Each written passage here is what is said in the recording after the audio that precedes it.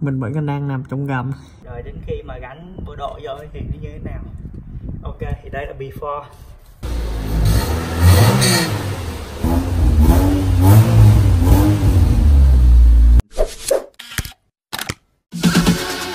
Bounds.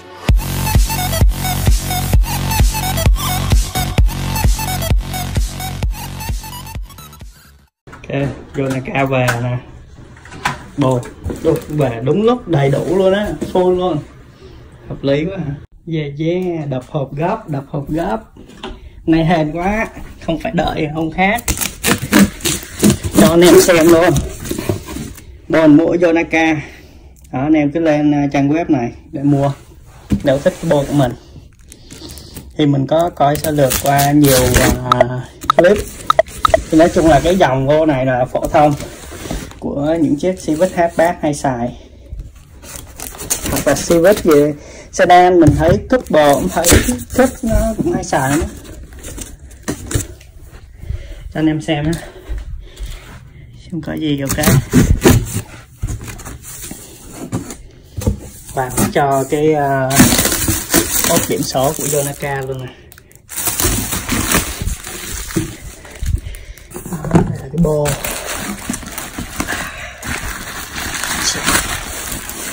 Cái này là cái cổ nè, mình mua từ cái cổ bô là cái gắn vô cái đầu đúng không, là trừ cái khúc ra là đây là cái cổ gắn xuống cuối nè. Cái phần bô nè, bụi bô nè, cái cây ống ở giữa nè, đó, full luôn. Giờ mình quay, mình bóc ra cho anh em xem thằng Yonaka nó sẽ cho mình những cái gì từ web nha. Nhớ mua từ đúng web á, tại vì đang Black Friday nó đang giảm giá đó. Thì bô này mình mua lúc 299, thì nếu mà mình chậm lại khoảng 2 ngày là mình mua được nó với giá khoảng 279 á. Chung rẻ hơn chút nhưng mà phải đợi 2 ngày. Thế hôm nay về thôi kệ đi. Ok, giờ mình bóc ra xem có gì nha. Ok, thứ nhất trên tay mình là cái ốp biển số Yonaka khung viền thôi nha, khung viền ốp biển số nha. Yonaka. Đó, đây là cái trang web của nó, yonaka.com. Anh em có thể vô coi chính hãng, cứ tìm trang web chính hãng mà mua nha. Rẻ hơn trên eBay với Amazon nhiều. eBay với trên Amazon là bô này đang khoảng 350 là rẻ nhất đó. Còn của EK là phải tới tầm khoảng đâu đó 400 đó, gần 400 đó. 450 luôn đó. Mua web chính hãng đi, nó sale hơn. Ok, bây giờ là cái cổ bô với cái này chắc là ống giữa nè. Yeah, nón len cũng được. Đang cần này luôn, đội mùa đông thật lý chứ. Hình như còn thứ gì nữa, còn cái bọc gì nữa nè, áo nè, áo nè. Mày đã dọn gì đâu. Ok, đây tí mặc vô gắn bô luôn đó, xong dập luôn là ok rồi. Yonaka Motorsport in quá đẹp luôn á, hợp lý á. Này sao biết bắt size eo bro, cái hay gì. Ok, mình đâu chọn size đâu ta, nó cho đúng ra ta. Nè, cái áo size eo này mình đang thích mặc áo size eo, mặc size lớn luôn á.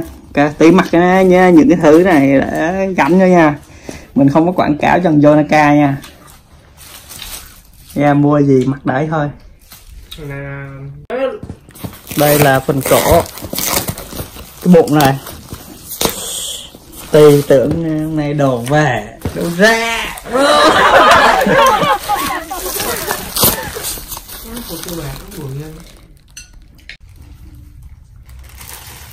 Đây là nón Yonaka, mua nó sẽ cho áo Yonaka đẹp á, màu đẹp á. Đây là cái ốp viền, cái bản số Yonaka luôn. Anh em mua cứ yonaka.com lên đó mà mua chính hãng, nó tặng đồ đúng. Đang sale Black Friday, đừng mua eBay. eBay với Amazon á nó mắc hơn rất nhiều luôn á, có khi 150 luôn á. Nè, bên đây là cái bụng cổ, mình đang đập hộp nên nhiều đỏ nè. Cổ nối cuối cùng nè, bụng nè. Cái này là cái bô đục bô nè, với lại cái bô cuối giờ lọt rồi luôn.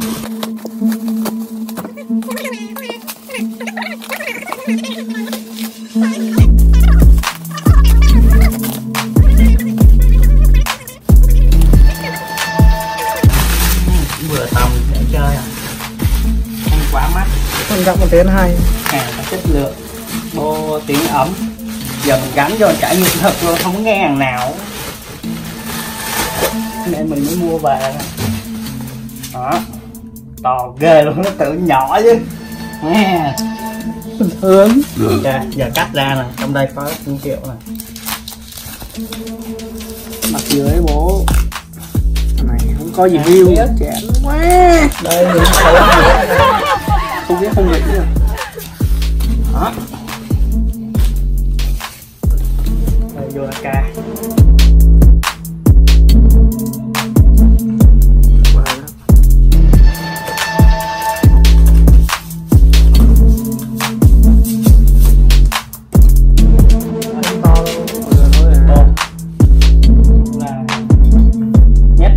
Vẫn được đó, đó cũng là ok, cũng vẫn là to đó. Đó, giờ chụp hình cái đi.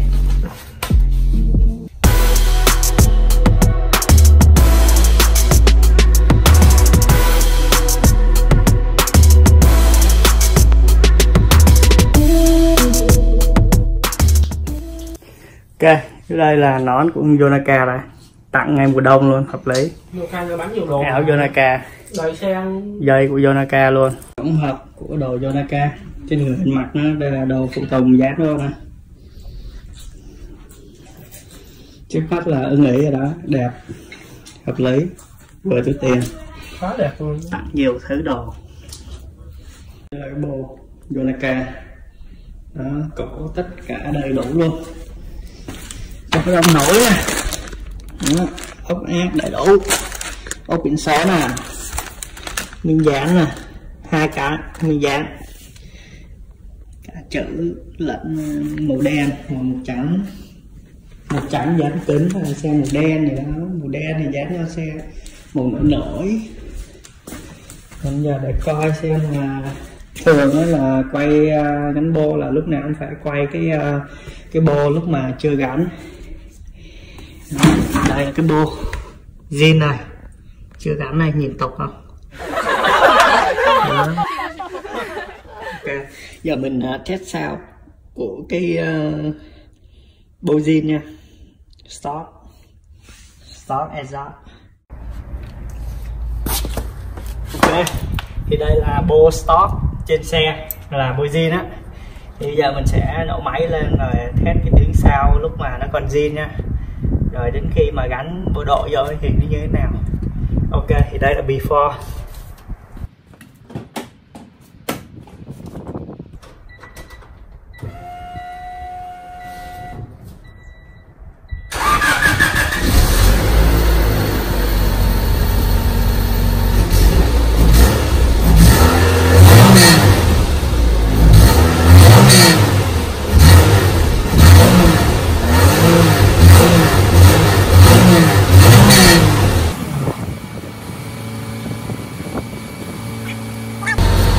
Lại bồ zin thì tiếng nó chỉ nghe được như vậy thôi anh em.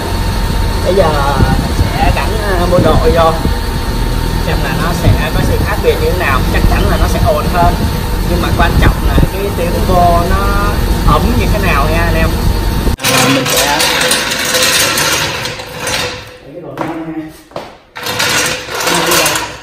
nói chung là nâng 4 phía luôn, nhưng mà nâng 4 phía của xe luôn. Nhớ ở đây nó có cái cục sắt á, bỏ tay cái đó, nó lộn nhầm, mình bỏ này vô đó nha, bỏ tay vô gãy tay á. Mình nâng lên xong mình bắt đầu mình bỏ này vô, mình khóa 2 cái đầu rồi chui xuống gầm, gỡ cái cổ giữa ra rồi bắt đầu mới đến cái đuôi. Đừng gỡ hết nha, nó rớt hết xuống á. Ok.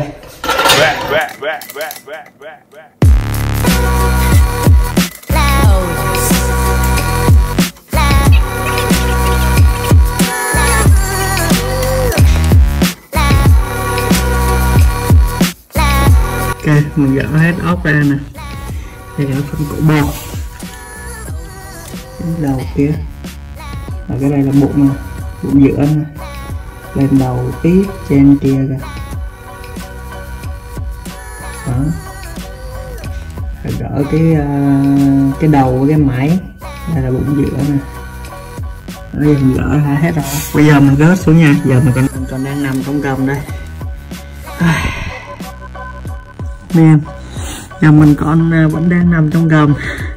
Giờ mình chui ra nha, rớt cái bô xuống rồi mình gắn vô test sao cho anh em xem ha. Đó, đây là cái bô zin này, mình rớt ra nè.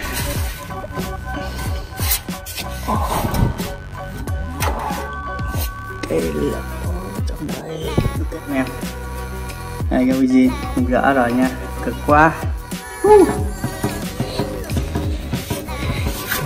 Còn cúc kia kìa, chui vô xử lý đó coi. Bây giờ chắc mình treo cái Yonaka lên cái này trước ha. Giờ gỡ này ra đi, gỡ trong đó ra trước rồi treo Yonaka lên. Rớt được cái bô xuống rồi đó, rớt được cái ống giữa. Bây giờ mình treo cái Yonaka lên đây ha. Ok, công trình gắn bô vẫn chưa hồi kết anh em. Đây là từ cái cổ nối vào đầu rồi đó, ra tới đằng sau. Thì bây giờ mình nối tới đây rồi, bắt đầu là chỉ còn một khúc giữa nữa thôi là nổ máy được nha anh em. Anh em chuẩn bị đợi nha, chỉ còn một khúc giữa nữa thôi. Cái đuôi mình gắn rồi, đuôi bô mình gắn rồi, tí mình quay anh em coi. Giờ mình phải chui gầm nè, nếu mà mình có đồ clip lên á giống ở tiệm anh Minh á thì đỡ lắm. Nằm trong đây mấy tiếng đồng hồ đó. Nó khó ở cái là nhiều khi có mấy con ốc mà cứng cứng á, mình cũng vặn mệt lắm, giống như rỉ sét á, dưới gầm mà rỉ sét á thì vặn mệt lắm. Ok, cổ này cổ Megan Racing nè, cổ đua á, không phải cổ đua mà ý là cổ độ, nên nó to với lại thoáng. Giờ mình gắn cái cổ giữa giờ nữa là mình nổ máy cho anh em nghe nha. Chui gầm tiếp thôi anh em, chờ nha.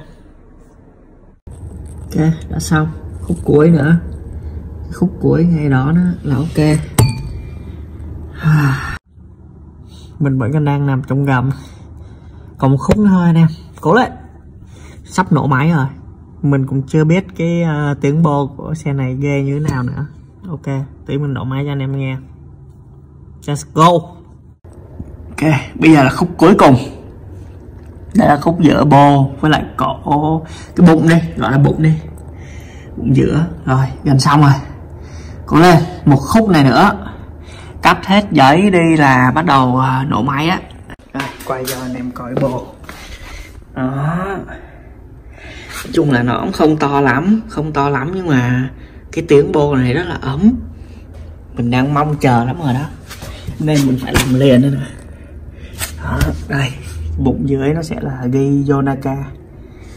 Đó, bây giờ một khúc đó nữa thôi là anh em sẽ được nghe tiếng bô của nó, xem ghê gớm như thế nào ha, hay là hay hay là êm gì đó. Mình có coi YouTube nhiều về review cái bô này rồi, nhưng mà bây giờ mình muốn thực tế hơn là mình làm chiếc xe này luôn, làm chiếc xe của mình gắn cái bô này luôn. Ok, cố lên, chui trong gầm mấy tiếng rồi đó. Ok, cuối cùng cũng xong, gắn xong rồi ha. Chui gầm khó khoai quá nè, anh em coi mấy mũi hàn của nó nè, hàn quẩy cá đó khá là đẹp. Ok, giờ chui ra nha, bắt đầu nổ máy nè. Giờ xe đã xong, gắn bô xong hết rồi, gắn đuôi, gắn tùm lum hết rồi. Bây giờ là thời gian của test ha, xem coi như thế nào anh em, coi tiếng bô đồ có khác biệt gì không. Okay, bây giờ là mình mới gắn bô xong, thì bây giờ nổ máy cho anh em nghe xem là nó khác biệt ở cái gì.